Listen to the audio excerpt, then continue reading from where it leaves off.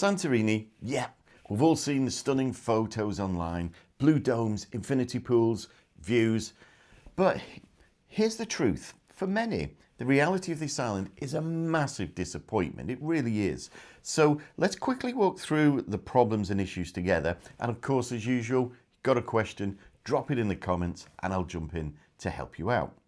First up, got to talk about it, is the crowds. And I've mentioned this before in other videos, but from May all the way through to September, you're looking at around 8,000 people hit the two most popular places where almost everyone goes, Oia and Fira, every single day, just from cruise ships alone, by the way. And the regular tourists who arrive by other ways, that number can easily double.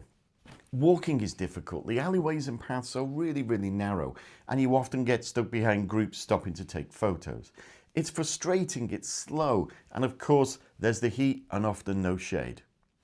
And get this, don't expect to just walk into a restaurant with one of those amazing views. Oh no, chances are, especially in the busiest times, if you haven't booked a table, you probably won't even get in. Most of the time, to be honest, when I'm there, it's not even worth it.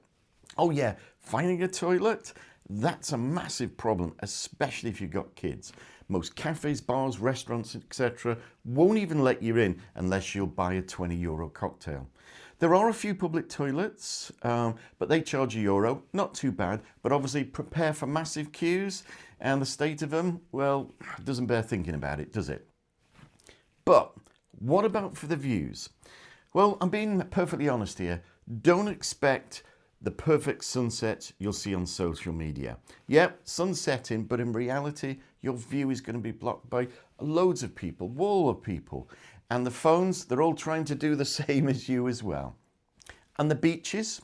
Well, if you're dreaming of soft, powdery, white or golden sand like you see on the other Greek islands, I'm sorry to say, forget it. You're going to be disappointed.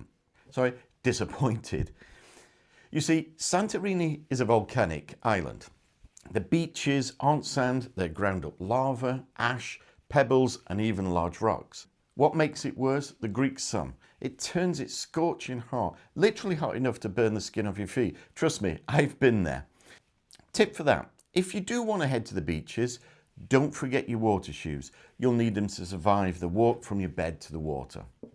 Oh yeah, by the way, if you find this video helpful, please hit that like button. It really does help me and the channel. And obviously, so does subscribing. So if you do that, thanks very much.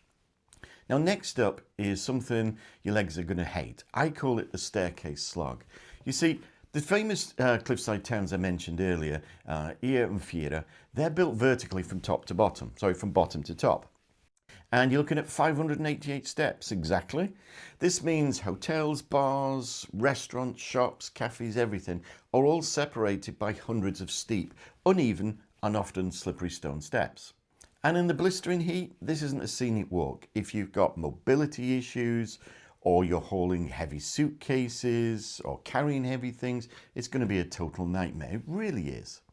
So a tip for this is save your knees. Look for accommodation in other villages, if you will, like Pyros, Megalachori, Komori or Parissa.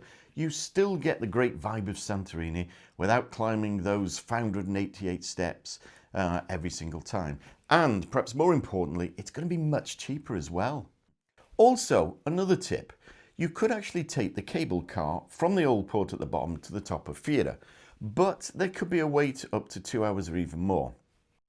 And lastly, while you'll see donkeys there offered as a ride to the top, please, please don't do it. Don't get on them for the sake of the animals. It's not fair, it's not right. So stick to the cable car or even your own 2 feet. And finally, we have to talk about what I like to call the Santorini tax, because Santorini is probably the most expensive island in all of Greece. Accommodation prices there can be absolutely eye-watering. You can easily pay 300 to 600 a night for a room that would cost an absolute fraction of that on most other islands, just because it has a view of the water. And I'm sorry to say, spending doesn't stop there. Prices for everything or almost everything are heavily inflated. €20 for a poor quality cocktail, 15 for a moussaka with nothing else on the plate, and even €8.50 to €10 for a coffee. Obviously, you're not just paying for the food, you're paying for that caldera view. And the quality, often doesn't live up to the price tag. Also as well, this is growing more on Santorini. Watch out for extra items being added to the restaurant bill, as we say. But here's a great tip. If you're looking for authentic, genuine local Greek food that won't break the bank, head to the other villages I mentioned earlier.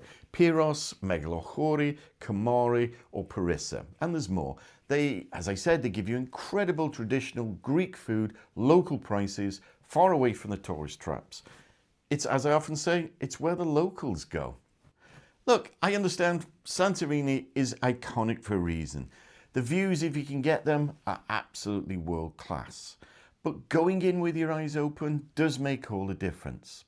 And as always, a big thank you for watching to the end. And of course, as usual, I'll see you in the next one.